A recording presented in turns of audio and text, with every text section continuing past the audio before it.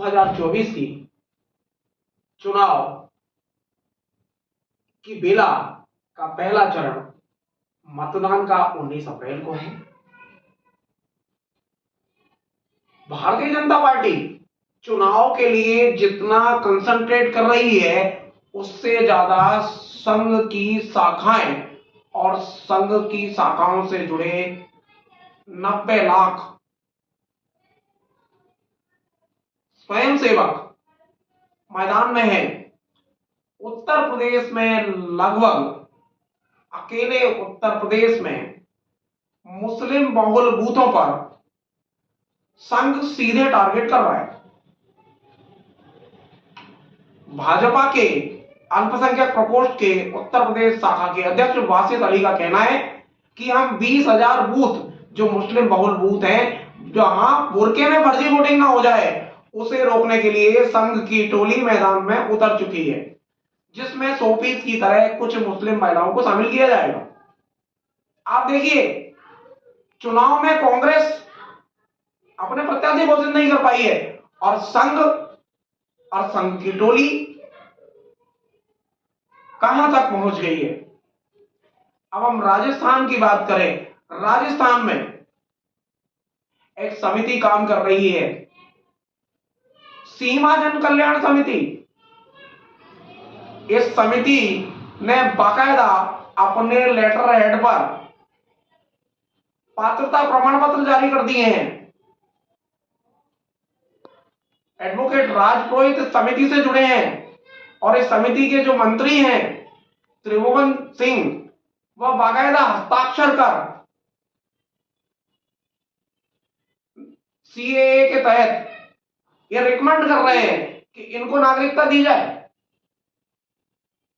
ये अकेले जैसलमेर में नहीं चल रहा, ये बाड़मेर में भी चल रहा है, ये गंगानगर में भी चल रहा है। जहां जहां पाकिस्तान की सीमा लगी हुई है वहां के ये समिति काम कर रही है।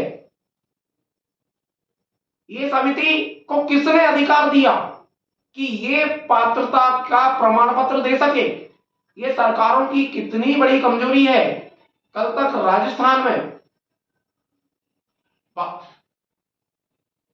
सरकार कांग्रेस की थी, अशोक गहलोत मुख्यमंत्री हुआ करते थे और सीमा जन कल्याण समिति के नाम से यह समिति पंजीकृत भी है, जबकि स्वयं सेवक संघ, जिसे राष्ट्रीय स्वयं सेवक संघ कहा जाता है, उसका पंजीयन कहीं नहीं है। लेकिन उसके पैदा किए हुए सैकड़ों संगठन अब पंजीकृत हैं। संघ की जो जमावट है ये अकेले यूपी के लिए नहीं, बिहार में भी यही हो रहा है, मध्य प्रदेश के मुस्लिम बहुल इलाकों में भी यही हो रहा है। बात कहते हैं फर्जीवाड़े की कि बुरके में फर्जी वोट। अरे ये जिम्मेदारी तो बूथ पर बैठे पीठासीन अधिकारी की है कि वो किसको सर्टिफाई करता है वोट देने के लिए। जबकि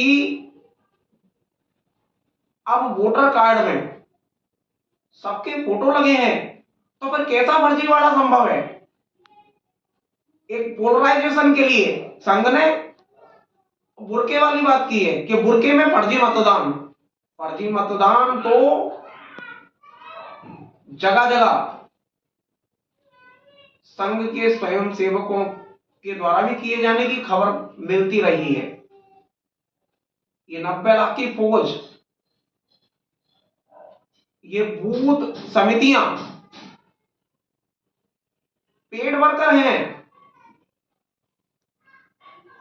हर जिले में संघ समर्थित उद्योगपति, संघ समर्थित व्यापारी इसका पेमेंट करते हैं।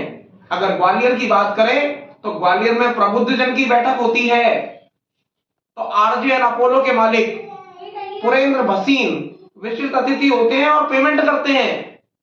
ये ऑन रिकॉर्ड नहीं, लेकिन पुरेंद्र भसीन का संघ से क्या रिलेशन है, इसे जानने के लिए हमें लगातार उनके गतिविधियों पर नजर रखनी होगी। बात पुरेंद्र भसीन तक होती तो मान लेते, मैडम भसीन जिन्हें प्रेमदा भसीन है, वह भी कई कार्यक्रमों में विशिष्ट अतिथि रहती हैं। ये जो गठबंधन है आरजेएन अपोलो का, आरजेएन अपोलो का, आरजेएन अपोलो शहर का बहुत बड़ा प्रतिष्ठित अस्पताल है, मल्टी स्पेशलिटी है। मल्टी स्पेशलिटी अस्पताल का एक विचारधारा से क्या लेना देना। एक और विज्ञान की बात हो रही है, दूसरी ओर विचारों के नाम पर जुड़ाव। और ये गठबंधन जो है, ये जो दुरभिसंधि है, इस तरह की दुरभिसंधि ग्वालियर नहीं, उत्तर प्रदेश, मध्य प्रदेश, राजस्थान, बिहार में हर जगह मिलेगी। और ये दुरभिसंधि क्यों हुई? आयुष्मान भारत का सबसे ज्यादा लाभ निजी मल्टी स्पेशलिटी हॉस्पिटलों ने देश भर में उठाया है। गरीबों के इलाज के नाम पर फर्जी बिल बनाए जाते हैं, फर्जी मरीज भर्ती होते हैं, और पैसा किसके पास जाता है? डॉक्टरों की जेब में, आरजेएन अपोलो की जेब में, आरोग्य धाम की जेब में, लिंक हॉस्पिटल की जेब में, परिवार हॉस्पिटल की जेब में, इनके मालिकों की जेब में जाता है। और ये सीधे कहीं ना कहीं इनका संघ से कनेक्शन है। चंदा दिखाई पता ही नहीं लगता कि संघ को चंदा देता कौन है, क्योंकि ऑन रिकॉर्ड कुछ भी नहीं है।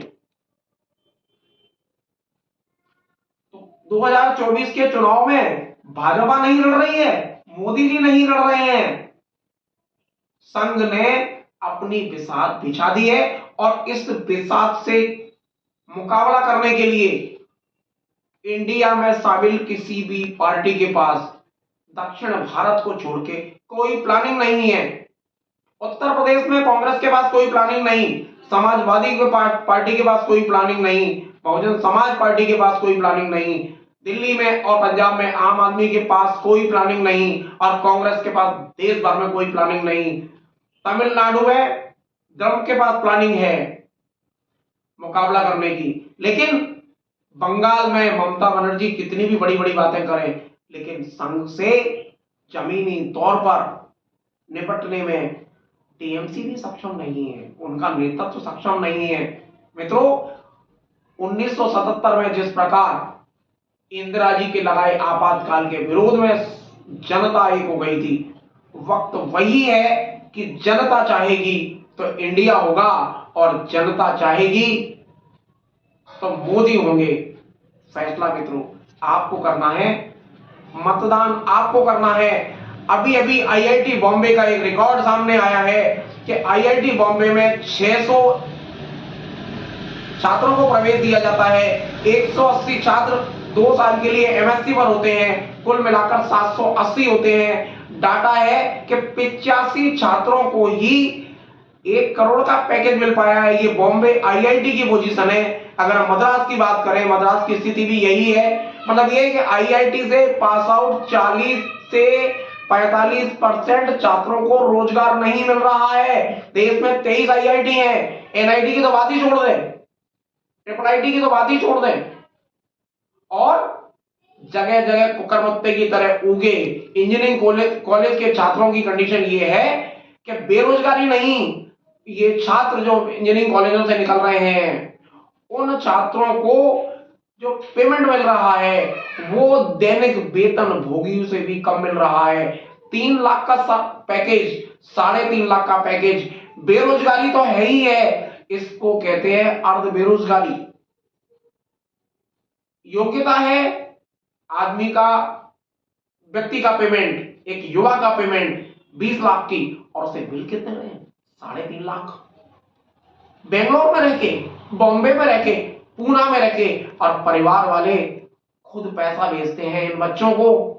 आप हिसाब लगाइए, 2014 से लेकर और अभी तक जिनकी आयु उस समय 18 थी, आज वो 28 के हैं, किसी की 19 की तो वो 29 के हैं, जिसकी 20 थी तो वो 23 के हैं। क्या स्थिति है बेरोजगारों की? इस दौरान जितने रोजगार कम हुए हैं उतने रोजगार कभी कम नहीं हुए हैं। ये आंकड़े बोलते हैं। जब एक आईआईटी की स्थिति है तो सारे आईआईटी, ट्रिपल आईटी, एनआईटी और इंजीनियरिंग संस्थानों की क्या हालत है। मित्रों, विचार आप करें, फैसला आपका है, लोकतंत्र आपके हाथ में है। लोकतंत्र चलेगा या देश में मोदी तंत्र चलेगा। मित्रों, बहुत बहुत धन्यवाद।